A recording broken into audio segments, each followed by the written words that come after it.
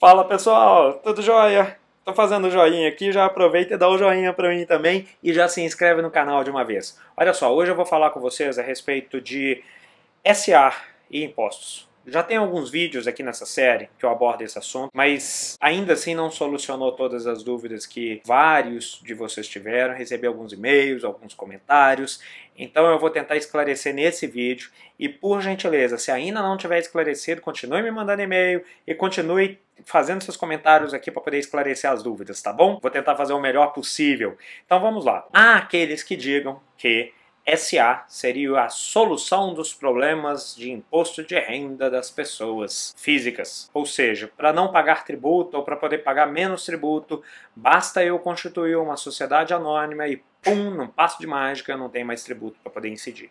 Qual que seria a lógica? Eu recebo uma receita ao longo de um determinado mês ou ao longo de um determinado período de tempo, pego todas as despesas que eu tenho, pago através dessa sociedade anônima, todas as despesas, de despesa de carro, despesa de dia a dia, de escola, do escambau A4, pago todas as despesas e aí sobraria um valor remanescente. Só sobre esse valor remanescente pagaria-se o imposto de renda. Então vamos imaginar, vamos fazer um cálculo aqui bem simples, 10 mil de salário, se for no padrão normal, eu pagaria 27,5 de imposto de renda, já iria me decotar aí R$ 2.750. Estou arredondando, tá, gente? Tem as faixas, porque tem um valor que é isento, um valor que tem uma alíquota diferente e tem um valor da alíquota máxima. Então eu estou partindo do pressuposto só da alíquota máxima, só para poder facilitar a conta, tá bom?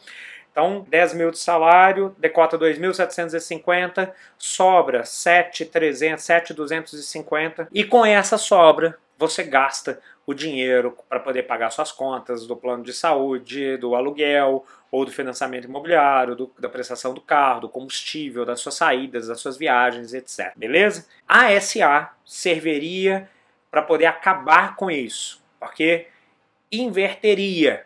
Primeiro, gastaria todas as despesas e só sobre o saldo pagaria-se o tributo. Como que seria isso na prática?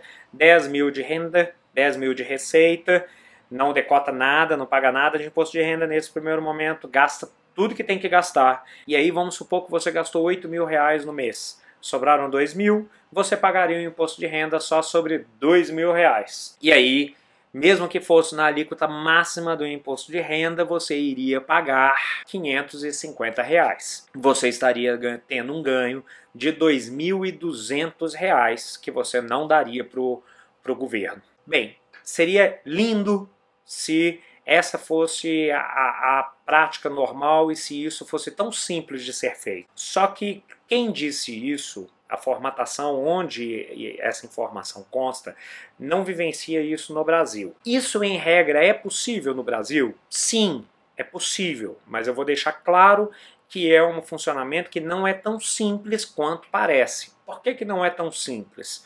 Porque para constituir uma sociedade anônima no Brasil, e aí, só para poder deixar claro, não é porque é sociedade anônima. Poderia ser sociedade anônima, poderia ser sociedade limitada, poderia ser uma Eireli, sem problema nenhum, as regras seriam exatamente as mesmas. Beleza? A grande diferença é que aqui no Brasil nós temos uma complexidade tributária muito grande e que você iria ter algumas despesas para poder fazer com que isso se tornasse possível. Por exemplo, você iria ter a taxa do cartório para poder dar junto comercial, do cartório de registro de pessoa jurídica, se for uma sociedade intelectual. Você iria ter a taxa para poder constituir.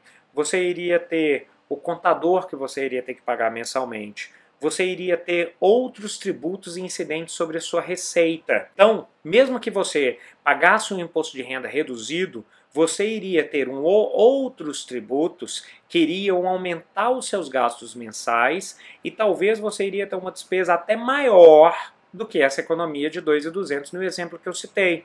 Porque aqui você iria ter a PIS, teria a COFINS, teria o INSS e uma série de outros tributos que de forma geral não são mencionados por quem não vivencia a lógica brasileira, tá bom? Essa regra de você gastar e depois pagar o tributo, ela poderia se aplicar, inclusive, num profissional liberal, quando ele adota, por exemplo, o livro Caixa. O seu contador consegue explicar isso certinho, mas no livro Caixa, aquelas despesas que têm a ver com a sua atividade profissional tem como decotar e pagar um imposto só no momento posterior, mas não são todas as despesas que podem ser decotadas, entende? Então não é tão simples. É possível? É. Eu já falei em outros vídeos que é possível e vale a pena quando o patrimônio é muito grande, quando a renda é muito grande e tal. Para o dia a dia não é muito factível. Então vamos diferenciar. Vamos imaginar que você é um profissional intelectual. Se você exerce uma atividade intelectual, psicólogo, advogado, dentista, e você não tem uma pessoa jurídica constituída, talvez faça muito sentido você constituir essa pessoa jurídica ou você adotar com um livro caixa. Por quê? Através do livro caixa você consegue decotar algumas despesas e aí aquilo que é dito em alguns livros vai se aplicar muito perfeitamente, porque você vai decotar alguns tributos, vai sobrar uma receita e aí você vai pagar um imposto de renda sobre essa receita, com a vantagem de você não ter outros gastos que você teria se constituísse uma pessoa jurídica. E isso para algumas atividades intelectuais funciona muito bem, principalmente da área de saúde, que precisa comprar matéria-prima para poder exercer a atividade, mas não se aplica muito para aquela atividade autônoma, tá bom? Então, nesse aspecto, você nem precisaria constituir uma pessoa jurídica, entenda, sociedade anônima ou outras formas, para você utilizar aquele benefício que é citado em alguns livros. Por outro lado, se você exerce alguma atividade mais comercial ou mais industrial, ou de prestação de serviços, que não seja atividade intelectual, e eu estou falando de atividade intelectual, conforme dispositivo legal, que considera intelectual aquilo que é artístico, científico ou literário.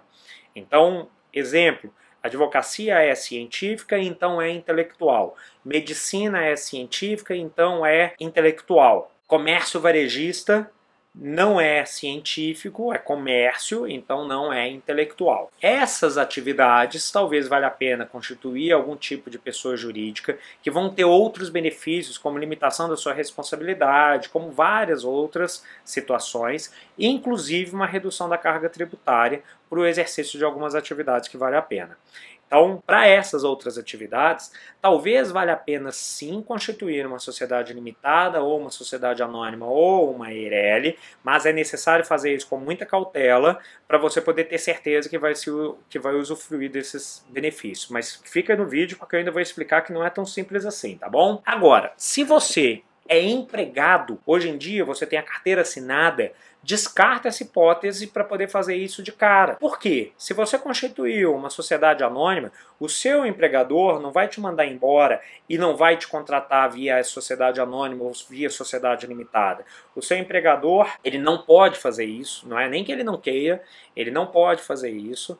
Ele vai manter o seu vínculo empregatício e o seu imposto de renda já vai ser descontado.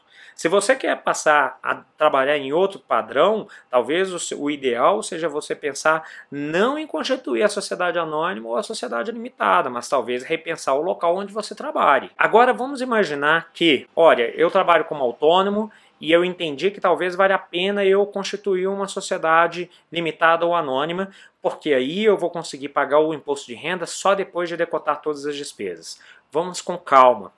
No Brasil nós temos dois regimes principais de tributação, lucro real e lucro presumido.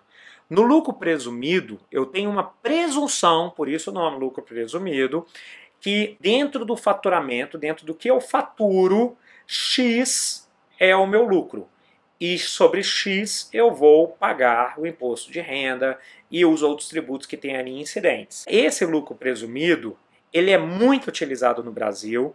A contabilidade dele não é tão difícil de ser feita porque não importa a apresentação de despesas, importa só quanto que é a receita.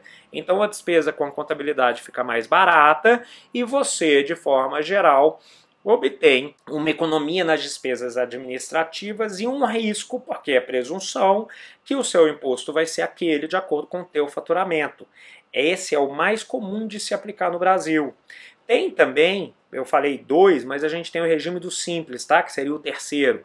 No regime do Simples, pouco importa as despesas, não importa quanto que você tem de despesa. Então é assim, inversão, eu vou pagar o imposto de renda depois que eu decotar todas as minhas despesas. Isso não serve nem para o lucro presumido, nem para o Simples. Por quê? Porque não importa qual despesa que você teve. presume-se que você teve X de despesa e que o seu lucro é Y e você vai pagar o imposto de renda sobre Y. Tanto no simples quanto no presumido, a contabilidade é mais simples e por isso o seu contador não costuma cobrar tão caro para poder fazer esse serviço. Por outro lado, isso que se diz de decotar todas as despesas, e não são todas as despesas, é possível se fazer naquelas sociedades que adotam um regime de lucro real. Mas o lucro real é algo extremamente complexo de ser acompanhado e que o contador, que é o responsável por fazer toda a sua contabilidade, ele acaba tendo mais trabalho e ele acaba cobrando um pouco mais para poder gerir essa sua contabilidade de todas as suas despesas. Você vai pagar menos imposto de renda?